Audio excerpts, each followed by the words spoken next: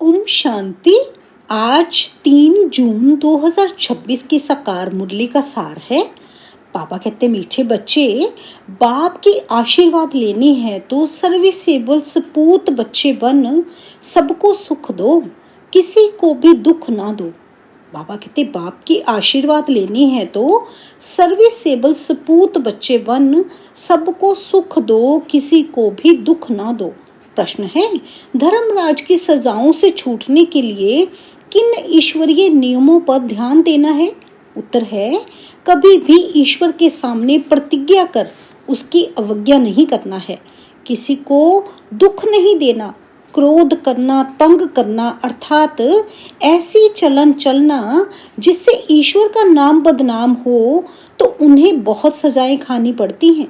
इसलिए ऐसा कोई कर्म नहीं करना है। माया के कितने भी तूफान आए, बीमारी उथल खाए, लेकिन राइट रोंग की बुद्धि से जजमेंट कर रोंग कर्म से सदा बचे रहना है। बाबा कहते जो रोंग कर्म है उनसे सदा बचे रहना है, हमेशा राइट का साथ ही तो देना है ना। गीत है, कौन आया मेरे मन के द्वारे। ओम शांति मीठे बाबा। बाबा कहते ये किसने कहा ओम शांति? बाप और दादा। ये तो बच्चों को जरूर निश्चय होगा कि हमारा पारलौकिक बाप है परम पिता परमात्मा शिव, और ये मना ब्रह्मा सब बच्चों का अलौकिक बाप है। इनको ही प्रजापिता ब्रह्मा कहेंगे। इतने बच्चे और किसके होते हैं क्या सिवाय प्रजापिता ब्रह्मा के? पहले नहीं थे, जबकि बेहद के बाप ने इसमें प्रवेश किया है, तो ये हो गया दादा। ये दादा खुद कहते हैं कि तुमको पारलौकिक बाप की प्रॉपर्टी मिलती है। पोतरे हमेशा दादे के वारिस होते हैं, उनका बुद्धि योग दादे में जाता है, क्योंकि दादे की प्रॉपर्टी का हक मिलना है ना। जैसे राजाओं के पास जो बच्चे जन्म लेते रहेंगे, ऐसे ही कहेंगे बड़ों की प्रॉपर्टी है। बड़ों की प्रॉपर्टी पर उन्हों का हक ही है। तुम बच्चे जानते हो कि हम बेहद के बाप द्वारा बड़े ते बड़ी प्रॉपर्टी स्वर्ग की बादशाही ले रहे हैं।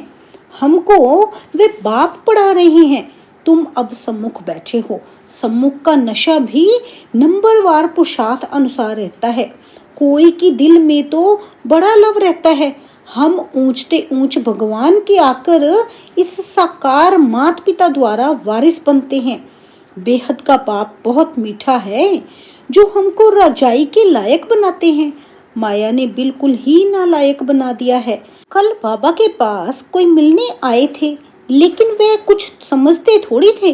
बाबा ने समझाया, ये सब ब्रह्म कुमार हैं, तुम भी ब्रह्मा के व शिव के बच्चे हो ना। कहा है तो जरूर, ये सिर्फ सुनकर कहा, परंतु दिल में लगा नहीं, तीर लगा नहीं कि सचमुच हम उनके बच्चे हैं। ये भी उनके बच्चे हैं, वर्षा ले रहे हैं। वैसे ही हमारे पास भी कई बच्चे हैं जिनको बहुत थोड़ा बुद्धि में बैठता है। वे खुशी व रुहाब नहीं दिखाई पड़ता है। अंदर बड़ा खुशी का पारा चढ़ना चाहिए। ये सारा चेहरे पर भी आता है। अभी तुम सजनियों का ज्ञान श्रृंगार हो रहा है ना। तुम जानते हो हम साजन की सजनियां हैं। एक खेरुत खेती का काम करने वाले की लड़की की कहानी है ना। बाबा कहते एक खेरुत की माना खेती का काम करने वाले किसान की लड़की की कहानी है ना। जब राजा खेरुत की लड़की को ले आया, परंतु फिर भी उसे रजाई में मजा नहीं आया, तो लड़की को वापस गावड़े में छोड़ आया। बोला, तुम रजाई के लायक नहीं हो। यहाँ भी बाप श्रृंगार करते हैं, तुम भविष्य में महारानी बनो। श्री कृष्ण के लिए भी कहते हैं भगाया, पटरानी बनाने के लिए, परंतु कुछ समझते नहीं हैं। बाबा कहते श्री कृष्ण के लिए भी कहते हैं ना, पटरानी बनाने के लिए भगाया, लेकिन कुछ भी समझते नहीं हैं। बाबा कहते सब है इरिलीजियस माइंडेड, समझते हैं ऐसे ही दुनिया चलती रहती है, कुदरत है। बहुत हैं जो मंदिर टिकाने में भी नहीं जाते, ना शास्त्रों आदि को मानते हैं। गवर्नमेंट भी धर्म को मानने वाली नहीं है। भारत किस धर्म का था, अब किस धर्म का है, बिल्कुल नहीं जानते। अभी तुम बच्चे हो दैवी कुल के, जैसे वे क्रिश्चियन कुल के हैं वैसे तुम ब्राह्मण कुल के हो। बाप कहते हैं पहले पहले तुम बच्चों को पतित शूद्र से ब्राह्मण बनाता हूँ। पावन बनते बनते फिर 21 जन्मों के लिए तुम दैवी संप्रदाय बन जाएंगे, दैवी गोद में जाएंगे। आगे थे आसुरी गोद में, आसुरी गोद से फिर तुम ईश्वरीय गोद में आए हो। एक बाप के बच्चे भाई बहन हैं, ये एक वंडर है ना। सब कहेंगे हम ब्राह्मण कुल के हैं, हमको तो श्रीमत पर चलना है, सबको सुख देना है, रास्ता बताना है। दुनिया में कोई नहीं जो मुख से कहे बेहद के बाप से बेहद का वर्षा कैसे लिया जाता है। तुमको बेहद का बाप मिला है, तुम ही उनके बच्चे बने हो। बुद्धि से जानते हो कल्प पहले जिन्होंने बाप से वर्षा लिया होगा वही आकर लेंगे। थोड़ा भी बुद्धि में होगा तो कभी न कभी आकर पहुंचेंगे, आएंगे तो कुछ न कुछ लेने के लिए ना। तुम्हारे में भी नंबरवार जानते हैं, आज पावन बनने के लिए आए हैं, कल फिर पतित बन पड़ते हैं। किसका ख्याल संग लगने से भूल जाते हैं कि बाप का बनकर फिर बाप को छोड़ा तो बहुत पाप आत्मा हो जाते हैं। जैसे कोई किसका खून करते हैं तो पाप लगता है ना, वे पाप भी थोड़ा है। यहाँ जो बाप का बनकर फारकती दे देते हैं, प्रतिज्ञा कर फिर विकारी बन पड़ते हैं तो बहुत पाप लगता है। अज्ञान काल में इतना नहीं लगता जितना ज्ञान में लगता है। बाबा कहते हैं अज्ञान काल में तो मनुष्यों में क्रोध कॉमन होता है। यहाँ तुमने किस पर क्रोध किया तो 100 गुना दंड हो जाता है, अवस्था बिल्कुल गिर जाती है, क्योंकि ईश्वर का फरमान नहीं मानते। धर्मराज का फरमान मिलता है पवित्र बनना है।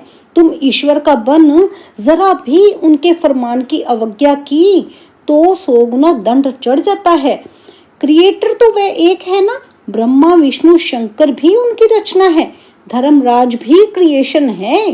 धर्मराज का रूप भी बाबा साक्षात्कार कराते हैं, फिर उस समय सिद्ध कर बतलाते हैं। देखो तुमने प्रतिज्ञा की थी हम क्रोध नहीं करेंगे, किसको दुख नहीं देंगे, फिर भी तुमने इनको दुख दिया, तंग किया, अब खाओ सजा। बिगड़ साक्षात्कार सजा नहीं देते हैं, प्रूफ तो चाहिए ना।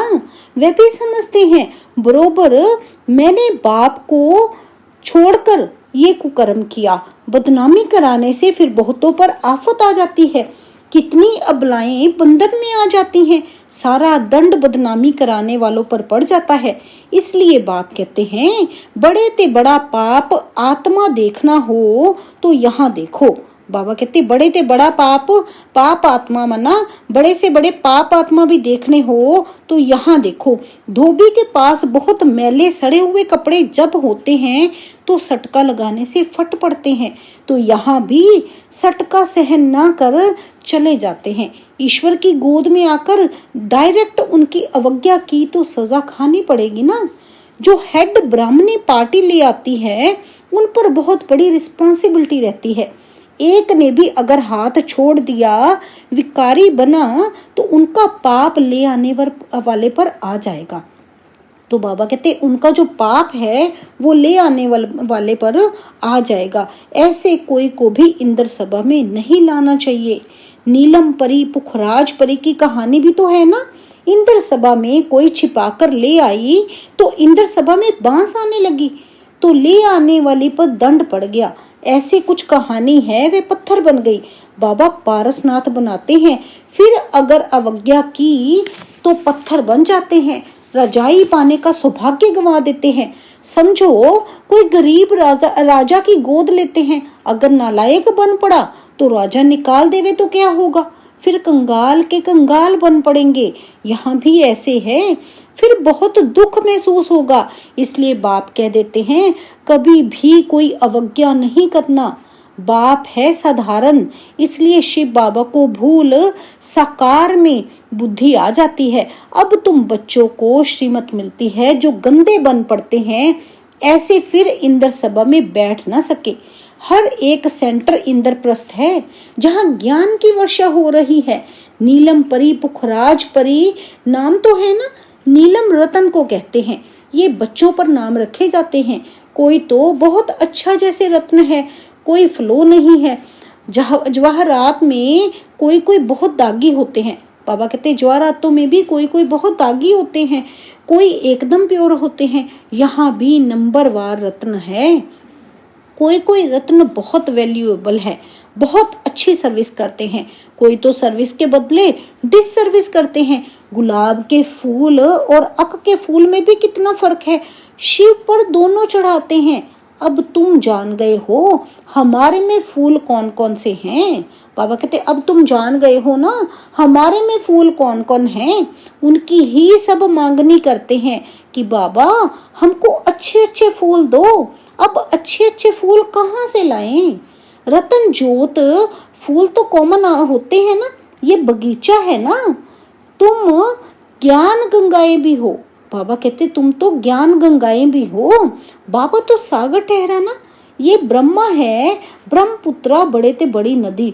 कलकत्ते में ब्रह्मपुत्रा नदी बहुत बड़ी है, जहाँ सागर और नदी का बड़ा भारी मेला लगता है। बरोबर ज्ञान सागर बाबा है, ये चैतन्य ज्ञान सागर है। तुम भी चैतन्य ज्ञान नदियां हो। वे तो पानी की गंगाएं हैं। वास्तव में नदियों पर नाम पड़ा है, परंतु आसुरी संप्रदाय ये भी भूल गए हैं। हरिद्वार में गंगा के किनारे पर चतुर्भुज का चित्र दिखाते हैं, उनको भी गंगा कहते हैं, परंतु मनुष्य समझते नहीं कि ये चतुर्भुज कौन है।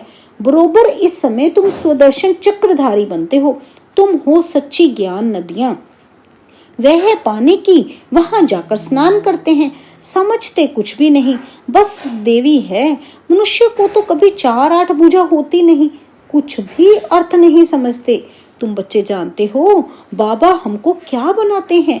हम तो 100% बेसमझ थे। बाबा की गोद लेने से हम स्वर्ग के मालिक बनते हैं। बस यहाँ कोई राजा हो, परंतु स्वर्ग के सुख और अभी के सुख में रात दिन का फर्क है। तुम्हारे में कोई ऐसे भी हैं जो बाप को नहीं समझते हैं, तो अपने को भी नहीं समझते हैं।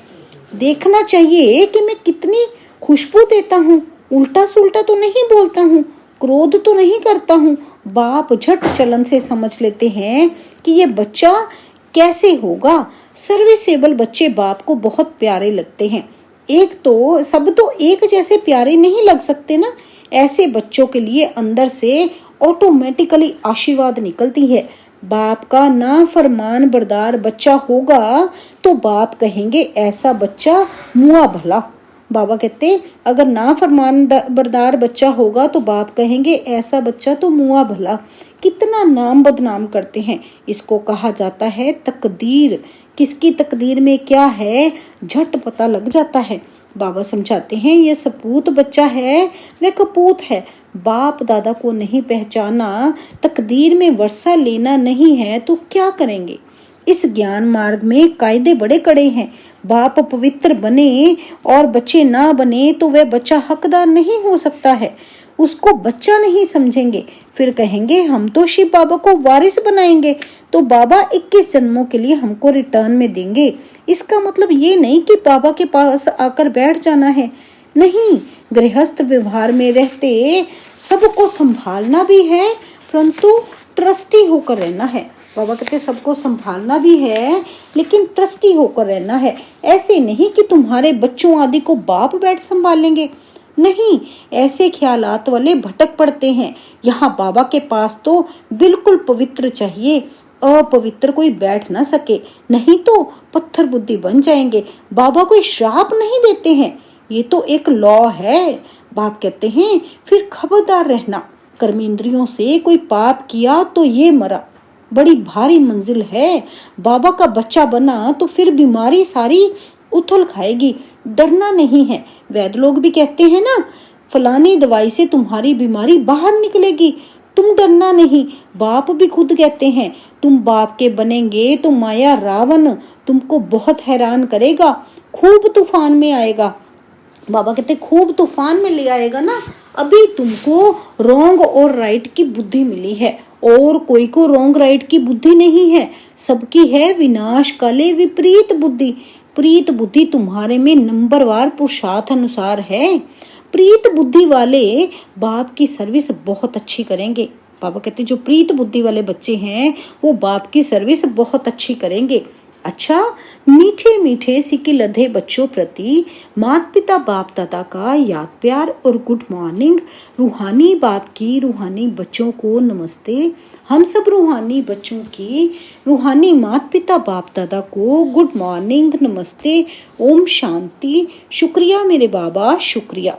धारणा के लिए मुख्य सार है, ईश्वर का बच्चा बनकर जरा भी उनके फरमान की अवज्ञा नहीं करनी है। इन कर्मेंद्रियों से कोई भी कुकर्म नहीं करना है। उल्टे सुल्टे बोल नहीं बोलने हैं। सपूत बन बाप की आशीर्वाद लेनी है। ट्रस्टी बनकर अपने गृहस्थ व्यवहार को संभालना है। ज्ञान मार्ग के जो कायदे हैं उन पर पूरा पूरा चलना है। राइट और रॉन्ग को समझकर माया से खबरदार रहना है। वरदान है आज की मुरली में हम बच्चों के प्रति, तड़पती हुई भिखारी प्यासी आत्माओं की प्यास बुझाने वाले सर्व खजाने से संपन्न भव। जैसे लहरों में लहराती व डूबती हुई आत्मा एक तिनके का सहारा ढूंढती है, ऐसे दुख की एक लहर आने दो, फिर देखना अनेक सुख शांति की भिखारी आत्माएं तड़पते हुए आपके सामने आएंगी। ऐसी प्यासी आत्माओं की प्यास बुझाने के लिए अपने को अति इंद्रिय सुख व सर्व शक्तियों से, सर्व खजानों से भरपूर करो। सर्व खजाने इतने जमा हो जो अपनी स्थिति भी कायम रहे और अन्य आत्माओं को भी संपन्न बना सको।